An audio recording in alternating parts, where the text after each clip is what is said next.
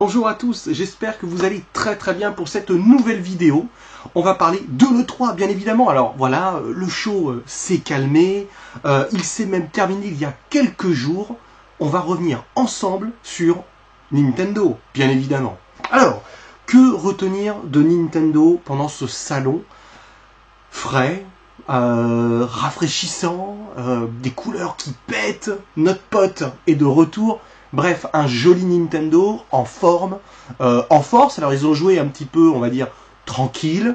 Ils n'ont pas pris de risques, mais ils nous ont fait plaisir. Alors on va commencer tout de suite avec la conférence, le Nintendo Spotlight qui a duré 25 minutes. Que penser de ce format, qui est un nouveau format? C'est pas vraiment un direct, c'est pas une conférence. Eh bien écoutez, voilà, moi, sans langue de bois, comme ça, j'ai trouvé ça très bien.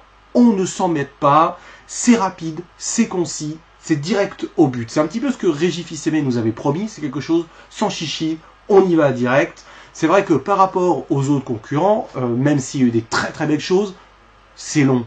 C'est long. Surtout la conférence Microsoft qui a traîné et traîné pour, au final, on en débattra ça dans une autre vidéo, bien évidemment. Donc ce spotlight est rythmé, on commence avec du bim bam boom, avec Monolith Software, avec ça lance sur le Xenoblade 2, et puis après on découvre un nouveau Yoshi, puis un nouveau Kirby, le fameux Mario Odyssey qui est juste extraordinaire, la musique, cette musique un petit peu Disney style qu'il y a dans ce trailer, dans ce big reveal, extraordinaire. Et puis un petit peu l'élément comme ça, là, qu'on ne s'attendait pas vraiment, bon, certains d'entre vous s'y attendaient.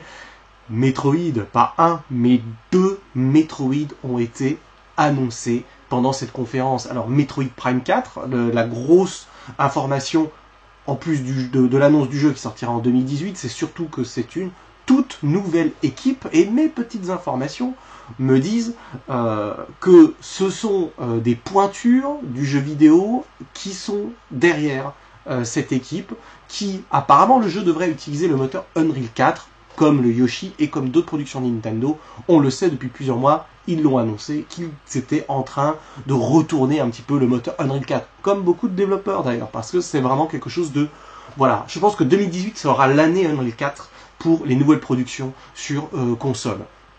Donc, je vous disais, il y a un deuxième Metroid, et ça c'est un petit peu aussi la surprise. Moi j'ai une 3DS, elle prend un poussière depuis globalement des mois, et là je vais la ressortir parce que là, mi-juillet, il y a le nouveau Pikmin qui sort, qui a l'air très sympathique, puis en septembre il y a ce Metroid, le remake de Metroid 2, sorti sur Famicom, sur NES à l'époque, qui sort un petit peu de nulle part avec ce superbe coffret, avec cette OST, bref, que du bonheur. Qui aurait cru que nous allions ressortir notre 3DS? Sans parler bien évidemment des Pokémon qui sortiront en fin d'année, de l'annonce du Pokémon Switch qui sortira en 2018. On l'espère, mais normalement ça devrait plutôt bien se passer. Donc pour moi voilà, une conférence, un spotlight globalement très bon, avec une belle cadence, on s'ennuie pas.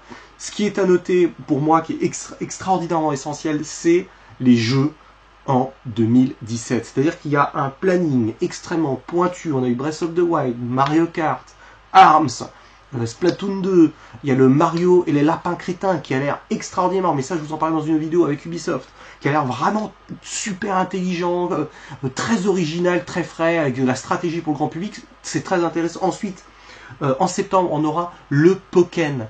Le fin octobre, nous avons Super Mario Odyssey, et puis Xenoblade qui lui devrait apparemment sortir au mois de décembre, début décembre d'après mes informations. Pas encore s'ajuster. Ma question, qui est un peu légitime, c'est de se dire, que va sortir Nintendo pour Thanksgiving sur sa Switch? Point d'interrogation. Parce qu'on voit le Mario sortir fin octobre, le Xenoblade apparemment c'est fin décembre, et même le Xenoblade, je ne pense pas que le Xenoblade soit vraiment un jeu de Thanksgiving sur le marché américain. Que nous réserve Nintendo pour Thanksgiving? Une baisse de prix?